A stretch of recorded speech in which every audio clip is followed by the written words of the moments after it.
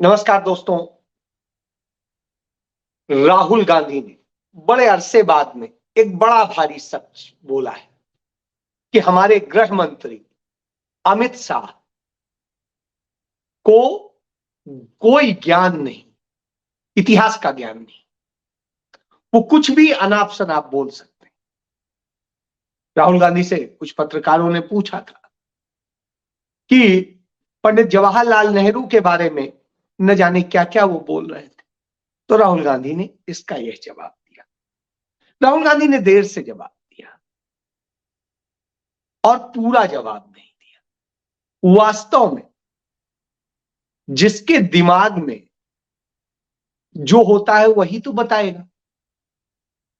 जहां पर शिक्षा का अभाव होता है और गोबर ज्ञान होता है, वहां पर वही बात करेगा। तो वही हो रहा है। उन्हें कठपुतली चीजें पसंद हैं, उन्हें मनमानी इतिहास पसंद है।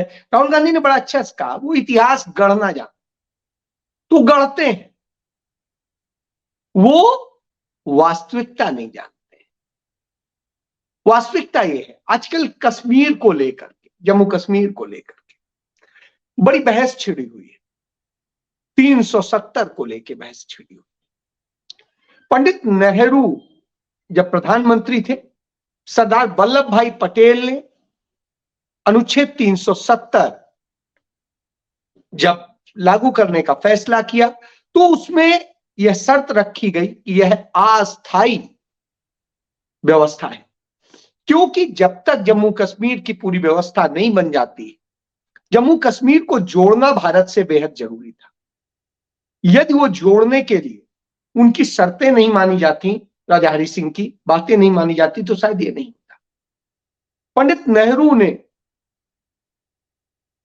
जिस तरीके से कश्मीर को भारत का हिस्सा बनाने के लिए पूरा किया और जिस तरीके से अपनी दोस्ती का हवाला दे करके शेख अब्दुल्ला से मदद मांगी, जिसके कारण राजा हरि सिंह पर दबाव बना और उस दबाव के बाद वो भारत के साथ आए थे, नहीं तो भारत के साथ आने को तैयार नहीं थे। इस बात को समझना पड़ेगा।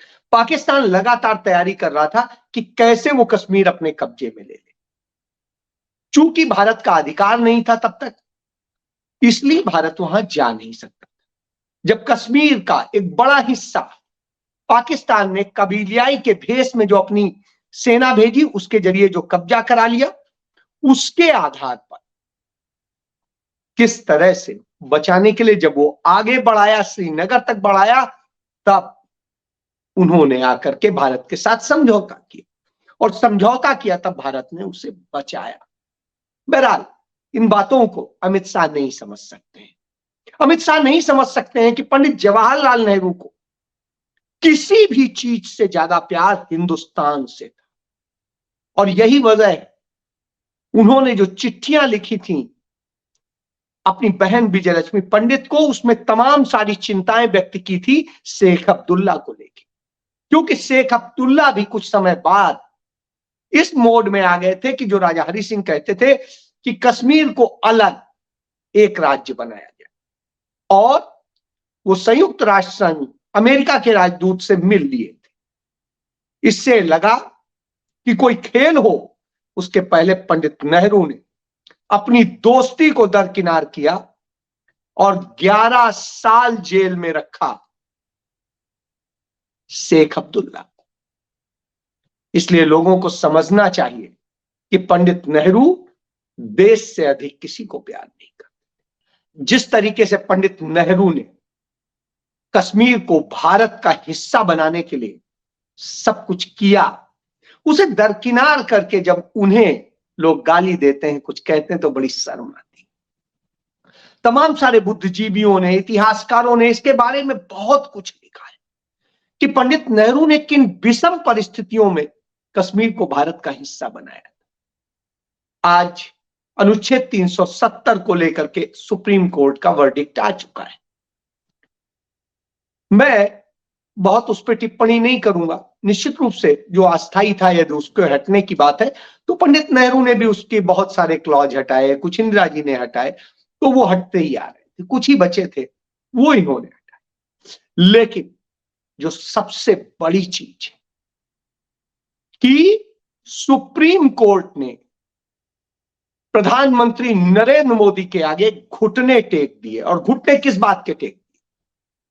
कि उसने जम्मू कश्मीर में जो चुनाव कराने की परंपरा व्यवस्था है, जो एक राज्य की व्यवस्था होती है, उस पर कोई सही फैसला नहीं लिया, उसको सितंबर तक टाल दिया। वहीं दूसरी तरफ जब राज्य की बहाली का आया तो उसको भी बिल्कुल छोड़ दिया, का इस पर अभी बात नहीं करेंगे, जब आप फैसला करने बैठे हैं तो बात नहीं करेंगे और फिर कहेंगे कि अब तो देर हो चुकी।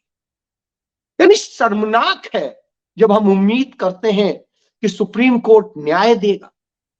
यहां तो सुप्रीम कोर्ट अन्याय करता नजर आता है, नजरबंदी करा देता है नागरिकों की, और उसके बाद कुछ बोलता नहीं। बोलता है तो बस सुनवाई के दौरान चे पे करके, और फैसला जब आता है तो साहब वही आता है जो मोदी चाहते हैं। इससे आप समझा जा सकता है। तो सब कुछ सेट है। जो लोग कहते हैं सेट है, ईवीएम में गड़बड़ नहीं है, सेटिंग में गड़बड़। इस बात को समझने के लिए चलिए छोड़िए इन सब बातों। तमाम सारे लोग तमाम बातें कहेंगे, कोई बात नहीं, वहां लोकतंत्र बहाल होना चाहिए चाहे जैसे हो। कश्मीर, जम्मू कश्मीर भारत का अभिन्न अंग है। यह बात 1947 में कही गई थी जब पंडित नेहरू ने वहां तिरंगा फहराया, उसी लाल चौक पे फहराया, एक मेज पर खड़े होकर के भाषण दिया। आज की तरह के ड्रामे नहीं होते, इससे आप समझिए। लेकिन यह बातें उनको नहीं समझ में आएंगी जिनके दिमाग में साजिशें, गाय गोबर और सब कीचड़ भरा हुआ। चलिए, तो कीचड़ में कमल खिल रहा है। उस कमल में एक किसी हमारे मित्र ने, भाजपाई मित्र ने, एक मुझे कार्टून भेजा। उसमें अमित शाह कह रहे हैं गुरु राज्यों के लिए हमें यहां पर अपने मुख्यमंत्री मिल जाएंगे। वो कौन सी जगह है? वो नरेंद्र मोदी से कह रहे हैं। उस जगह है कठपुतली संग्रहालय। तो आप समझ सकते हैं, तीनों राज्यों में जहां भारतीय जनता पार्टी जीती है वहां मुख्यमंत्री तय हो गए। अब आप देखिए, मुख्यमंत्रियों की फहरिस्त को देख लीजिए। विष्णुदेव साय वो व्यक्ति हैं जिन पर ईडी का नोटिस गया था और सब कुछ हुआ था और सारी चीजें हुई थी, और उनके खिलाफ तमाम आरोप हैं, गाली गलौज से लेके और तमाम तरह के दंगे फसाद कराने तक के, और वो वहां के मुख्यमंत्री बना दिए जाते हैं। और इस देश का मेन स्ट्रीम मीडिया ढपली बजाता है। फिर दूसरे, कल यादव जी को बना दिया जाता है, मोहन यादव को मुख्यमंत्री मध्य प्रदेश का। वो मुख्यमंत्री बनते हैं जो महाकाल के जो क्षेत्र का पूरा बन रहा था, उसका सारा काम हो रहा था, वहां के जमीन घोटाले के आरोपी। उन्होंने किस तरह अपनी पत्नी, अपनी बहन और सबके नाम से किस तरह से जमीनों का बंदर बांट किया, वो सामने घोटाले। उसके अलावा गाली गलौज और तमाम सारी चीजें वो करते रहे। तो इससे समझा जा सकता है। इसके बाद में तीसरे आज में एक मुख्यमंत्री तय हो गए। वो ऐसे व्यक्ति हैं जो पहली बार विधानसभा के सदस्य बने, भजन लाल शर्मा। और भजन लाल शर्मा की स्थिति क्या है? वो सिर्फ एक बार सरपंच रहे हैं अपने गांव के, इसके अलावा कुछ नहीं है उनका। भारतीय जनता पार्टी आरएसएस के संगठन के। और तीनों नाम में एक समानता है।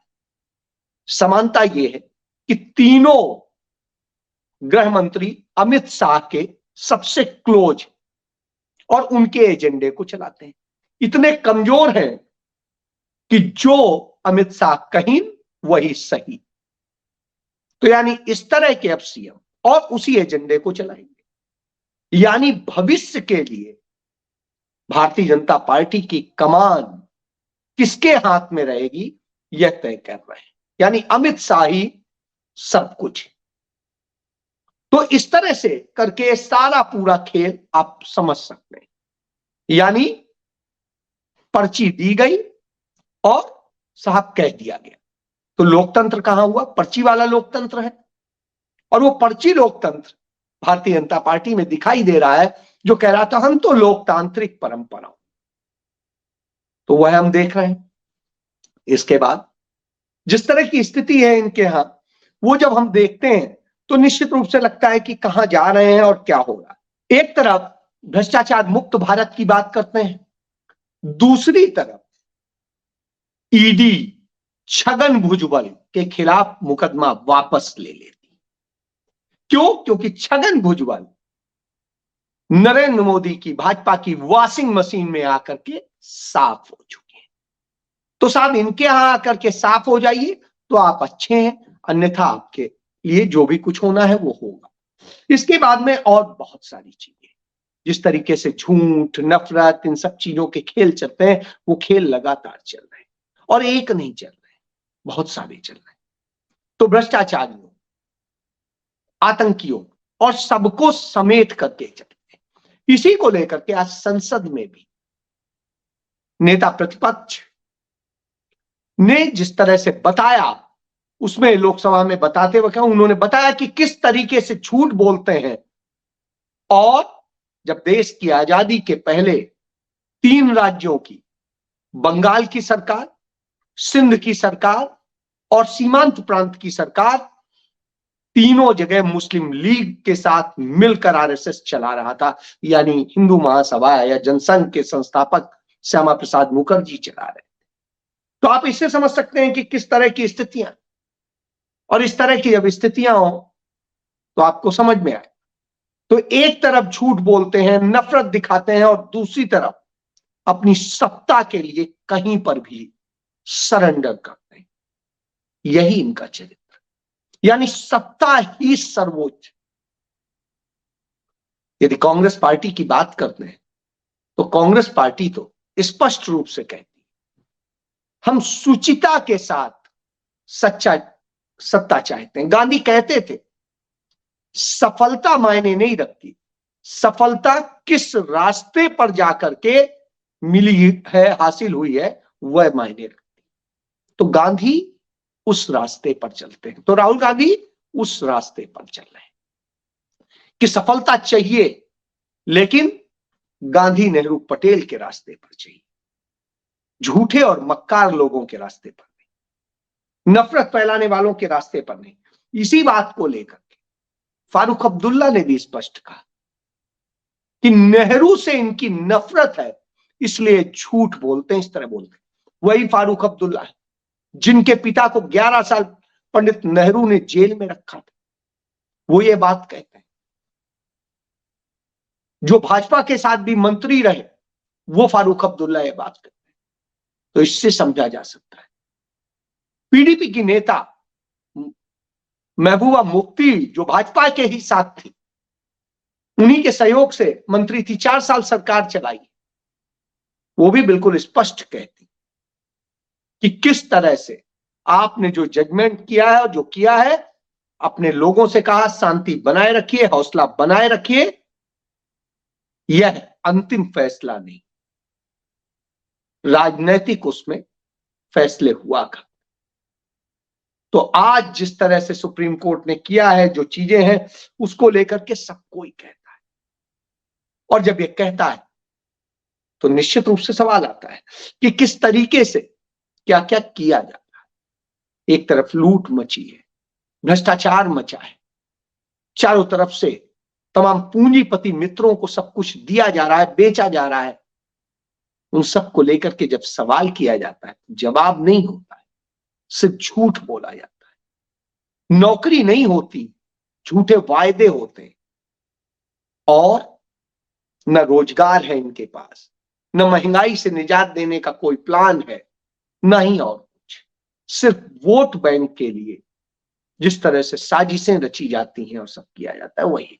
इसीलिए राहुल गांधी कहते हैं, मोहब्बत कीजिए, मोहब्बत से जोड़िए, आगे बढ़िए। तो आज इसको लेके आगे बढ़ने की जरूरत है। जब कुछ लोग कहते हैं कि इंडिया गठबंधन के दलों के साथ में इस तरह से जोड़ना चाहिए था, कांग्रेस को ये करना चाहिए था। क्यों भाई? सारा ठेका ले रखा है, देश का ठेका लिया है, देश के लिए काम करेंगे, लोगों के तुष्टीकरण के लिए नहीं करेंगे, लोगों के अपने अहम के लिए नहीं करेंगे।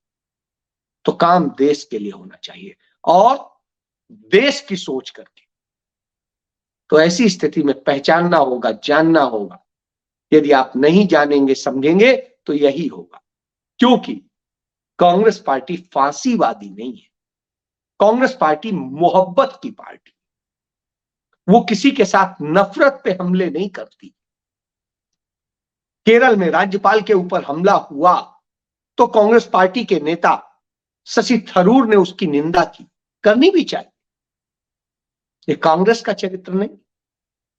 और इसी तरीके से कहीं पर भी यदि गलत होता है, पंजाब में गलत हो रहा है, वहां जो एक असिस्टेंट प्रोफेसर बलविंदर ने जो आत्महत्या की, उसको लेकर कांग्रेस ने पूरी लड़ाई। इसी तरीके से दिल्ली में जहां गलत हो रहा है वो लड़ रही है, उत्तर प्रदेश में हो रहा है वहां पर वो लड़ रही है। घर में बैठ के उसके नेता नहीं काम कर रहे, वहां जाते हैं, मौके पर लड़ते हैं। अजय राय लड़ रहे हैं। तो साहब, आप यदि बी टीम बनेंगे तो आपको ही खत्म करने की भारतीय जनता पार्टी रणनीति तय कर देती है। और उसी रणनीति के तहत उसने मोहन यादव को मुख्यमंत्री बनाया, जिससे कि आपका जो यादव वोट बैंक है उसे कैसे डैमेज किया जाए। और यह रणनीति भारतीय जनता पार्टी ने तय कर दी है, जिससे कि लोकसभा चुनाव आते आते आपका कैसे वोट बैंक तोड़ा जाएगा। क्योंकि जो यादव वोट बैंक है उत्तर प्रदेश में सपा के साथ, बिहार में लालू के साथ है, लेकिन बाकी जगह बहुत थोड़े स्तर पे कांग्रेस के साथ है, बाकी नहीं है, भाजपा के साथ। तो ऐसी स्थिति में जो आपके साथ आपका एक वोट बैंक है वो भी खत्म करने की प्लानिंग कर ली गई है। तो किस तरह से प्लानिंग की जा रही है इसको समझने की जरूरत है। यदि नहीं समझेंगे तो आप खत्म होंगे, कांग्रेस फिर भी बनी रहे। ये समझने की जरूरत है, जानने की जरूरत है। इसलिए एजेंडे से मत भागिए। देश सबसे ऊपर होना चाहिए और देश को लेकर लड़ाई लड़नी चाहिए। देश के जो संवैधानिक संस्थाएं हैं, संविधान है, उसको लेकर लड़ाई लड़नी चाहिए। वो लड़ेंगे तो आप भी पाएंगे, देश भी आगे बढ़ेगा, अन्यथा सब खत्म हो जाएगा। इसलिए देश के लिए लड़िए। कैसे लड़ेंगे यह आपको सोचना है। जय हिंद।